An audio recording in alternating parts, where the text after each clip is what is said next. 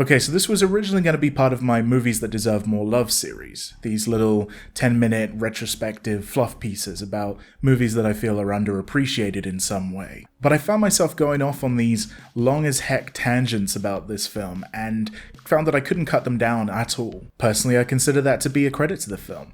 Despite its relatively straightforward premise, its execution is so admirable, so thought-provoking, and so effective that I felt almost forced to describe what it made me think about. So this gets its own slightly longer video, but still in the same vein of, holy heck, this is good, more of you need to see this. Only this time I'm going to be spoiling a little bit more than I normally do, so beware about that. This is the kind of movie that demands a shot-by-shot analysis, going fully in depth into everything that made it what it is, but I have a day job and limited patience, so this'll have to do for me. Just know that if I wander off talking about things that don't initially seem relevant, just stick with it, I'll get to the point eventually. With all that in mind, let's talk about The House of the Devil.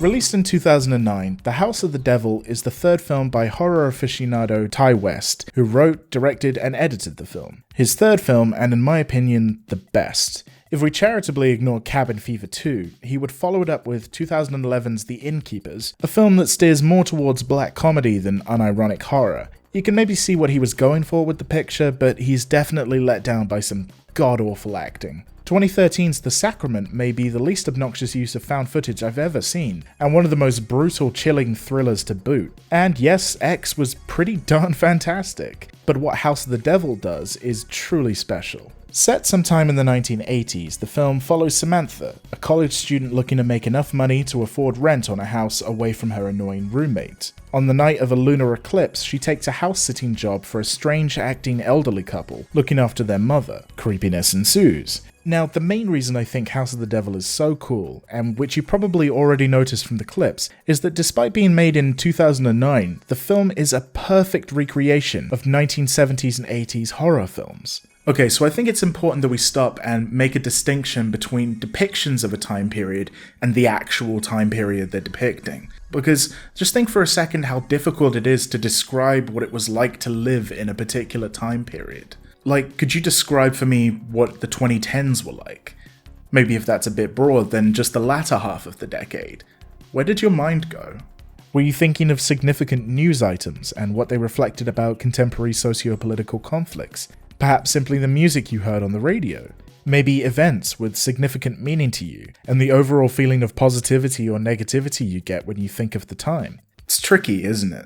Nostalgia is inescapable. We'll look at things we hold dear in our memories through rose-tinted glasses, and repress the things we'd rather not remember. Gen Z are doing something a little different, by regularly acknowledging the miseries of their existence, but dealing with it by going "it is what it is" a lot. But that's a whole other bag. Even within the same nation and same general demographic, a decade may have gone completely differently for one person compared to another. Objectivity is impossible, and your perspective will completely cloud your memory of a time. Often, the most we can rely on is the physical facts. It's very comforting to reduce a decade to the clothes people wore, the music they listened to, whoever led the country at the time, and whoever they were at war with. Characteristics like that grow to become aesthetic, and then aesthetic becomes self-sustaining, growing beyond the actual nuances of existing in that time.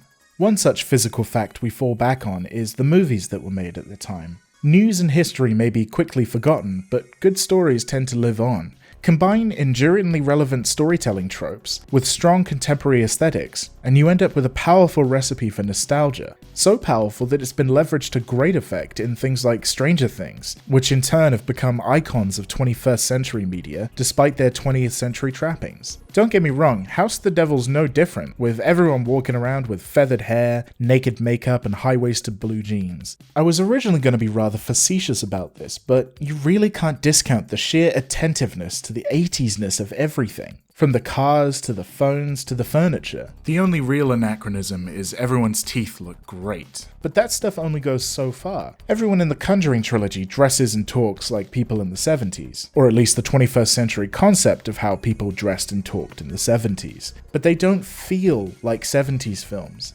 It's so easy to miss the forest for the trees with that, because these films aren't telling you how life exactly was, they're telling you what people wanted to see life as. Take speech, because people in movies don't speak or act like how people actually speak or act. Sometimes that's deliberate. Characters may speak like what their writers think is cool, and others may speak like how they wish people would speak. Yet other writers try and imitate how people really speak. But despite some that come awfully close, it's just not all the way there. Natural human speech is, for the most part, simply too unfocused and chaotic, stitched together with filler words and mouth noises while we stall to pick the words that sort of fit what we actually mean. Essentially, spoken language could be incredibly effective at conveying how we think and feel, but we're not very good at using it in day-to-day life. So it's no wonder then that movies don't actually attempt to completely and accurately imitate real speech. And that's not something really begging to be corrected. Every medium has its own hallmarks and modes of address. The way that newsreaders speak isn't how people naturally speak. Comedians, politicians, therapists, all their speech is adopted and practiced, adhering to nebulous standards and expectations that have been established through prior successes. Even this essay, despite the fact that I'm the one who wrote it,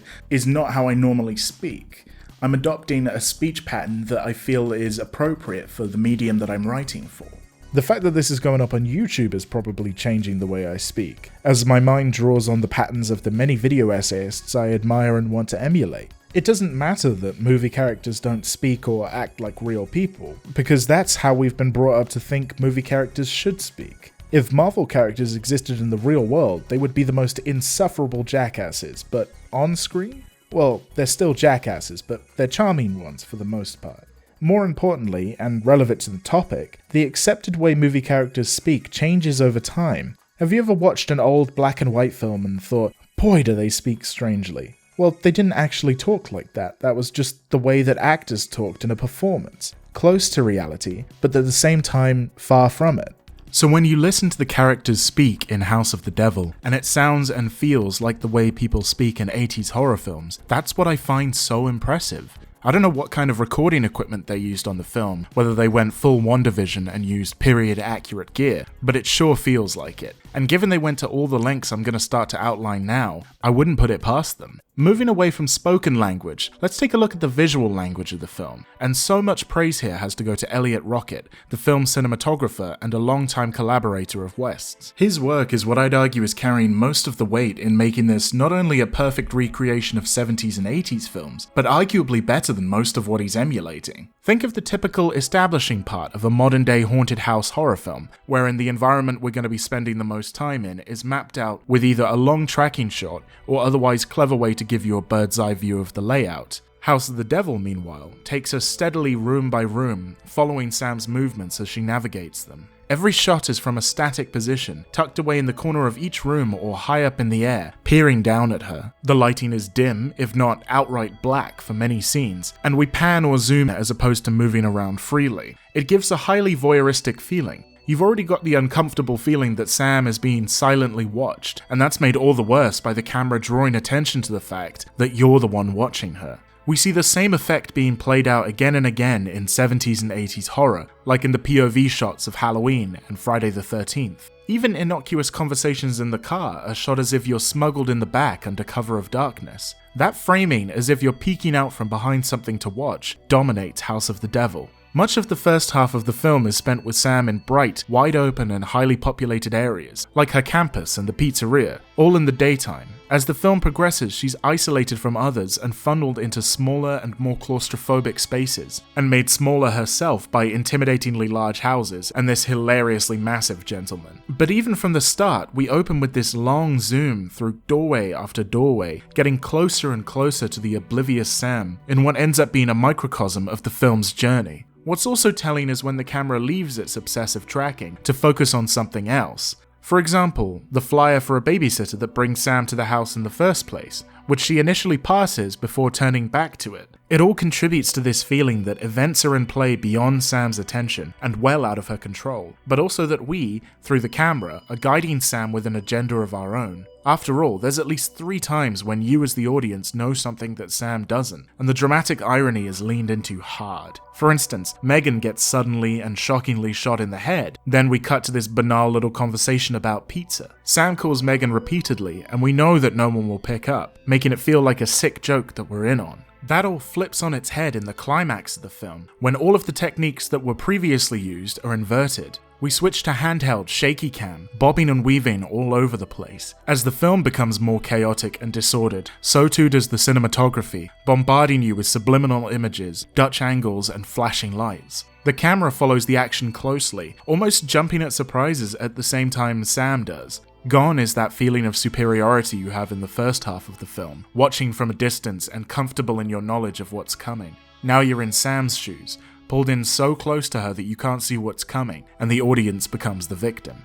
I'll leave the actual ending out of this, just in case you haven't seen it and I've sold you on how good the film is, because it's a real whammy. Looking at the literal film, House of the Devil was shot on grainy 16mm, which is a gauge rarely used nowadays, and a huge building block in putting together this picture of an 80s film. It's generally a lot cheaper to use 16mm, so a lot of low-budget horror directors would use it. Plenty of modern-day films have been shot on 16mm, but the difference is night and day. Hurt Locker and Mother don't even remotely resemble House of the Devil. That's where all of the other elements come in to complete the picture. For a look at what the film might have looked like if it were made using mostly the same shot types and movements, but shot on digital instead, we can look at It Follows.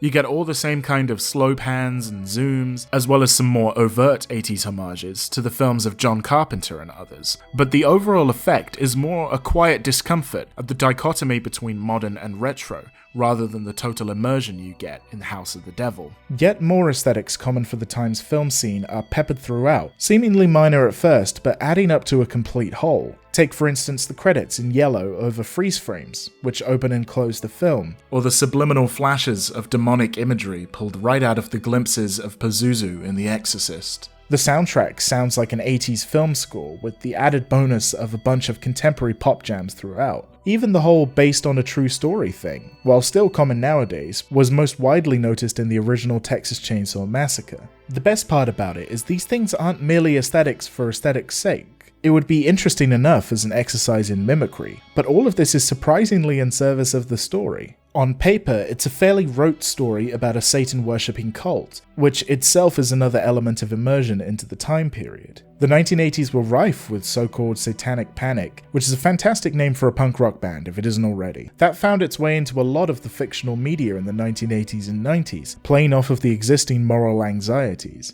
But the ultimate effect of all of the 80s immersion is a completely transportive and immersive experience, elevating an admittedly cliché story for its time to one far more impactful than it would be on its own merits, if you let it, that is. I completely by accident forgot that this was a 21st century film as I was watching, but I wonder if the experience would be all the more unsettling if you retained that awareness and embraced the dissonance. All of these elements, the script, the plot, the props, the film, the cinematography, the score, the editing, they all conspire to create a feeling that's somehow right, as if every element is a puzzle piece in the place it should be, interlocking with everything else around it to create a perfect whole. It's not adding much to the genre, but The House of the Devil is the kind of labor that has to stem from a deep knowledge and love for the films it's imitating. It is nostalgia, but it's elevated to a whole new, arguably better plane, and you should absolutely go check it out. Thanks very much for watching, everybody. Leave a like if you liked it, subscribe, all that jazz. Pearl hasn't come out in the UK, or at least not where I am by the time of filming, so I haven't seen it yet, and I have no idea if it blows House of the Devil and X out of the water, but do leave me a comment with what you thought of it, because I probably will have seen it by the time this goes up. Tune in next week, where we'll be talking about stairwell fight scenes, and if you want more from the UDS crew, check out our sister channels, UDS Gaming and UDS Music. Adios.